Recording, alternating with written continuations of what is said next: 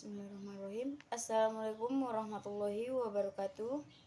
Nama saya Desi Iska Putri, NIM 1920500011. Di sini saya ingin menjelaskan apa itu pengertian ilmu pengetahuan sosial. Ilmu pengetahuan sosial merupakan salah satu mata pelajaran wajib dalam pendidikan di tingkat dasar maupun menengah di Indonesia. IPS di luar negeri lebih dikenal dengan Social Studies, Social Education, Social Studies Education, dan sebagainya. Jadi, IPS menurut Usli lebih mengarah kepada penyederhanaan ilmu-ilmu yang bertujuan kepada kemampuannya pedagogik. Pengertian Social Studies IPS yang lain yaitu menurut National Council for Social Studies.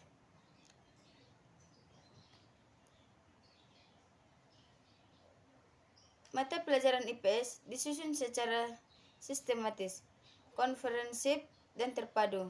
Dengan pendekatan tersebut, diharapkan peserta didik akan memperoleh pemahaman yang lebih luas dan mendalam pada bidang ilmu yang berkaitan. Berdasarkan pengertian tersebut, IPS merupakan mata pelajaran yang terintegrasi atau terpadu dari ilmu-ilmu sosial dan berkemanusiaan sehingga dapat mengembangkan kemampuan menjadi warga negara yang baik. IPS di sekolah merupakan mata pelajaran yang memadukan secara sistematis disiplin-disiplin ilmu seperti antropologi, arkeologi, ekonomi, geografi, sejarah, hukum filsafat, ilmu politik, psikologi, agama, dan sosiologi, sama seperti serasinya ilmu humaniora, matematika, dan ilmu alam.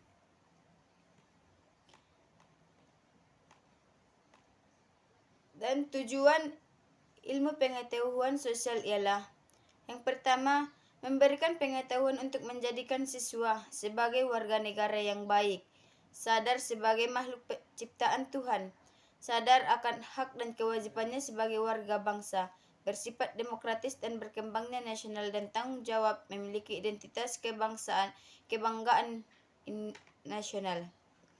Yang kedua, mengembangkan kemampuan berpikir kritis dan inquiry untuk dapat memahami, mengidentifikasi, menganalisis, dan memiliki keterampilan sosial untuk ikut berpartisipasi dalam memecahkan suatu masalah yang ada dalam suatu masyarakat.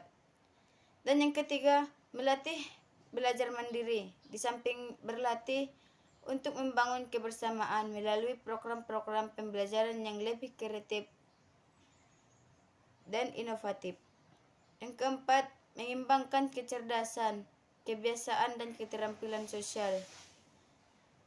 Dan yang terakhir, pembelajaran IPS juga diharapkan dapat melatih siswa untuk menghayati nilai-nilai hidup yang baik dan terpuji, termasuk moral, kejujuran, keadilan, dan lain-lain, sehingga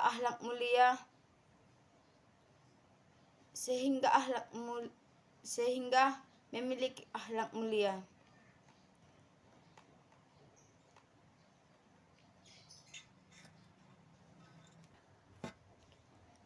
Dan yang ketiga adalah manfaat mempelajari ilmu pengetahuan sosial.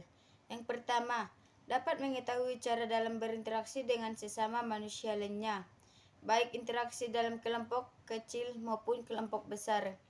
Yang kedua, memudahkan manusia untuk hidup dalam suatu kelompok dan mengetahui tradisi yang ada pada kelompok tersebut ataupun dalam suatu masyarakat. Yang ketiga, membantu untuk memperkuat nilai-nilai agama dalam aspek sosial beragama.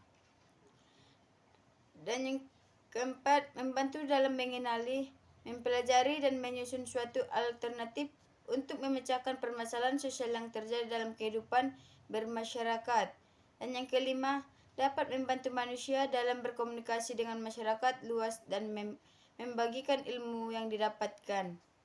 Dan yang terakhir, memberikan kesadaran dan mental positif serta keahlian dalam memanfaatkan lingkungan hidup.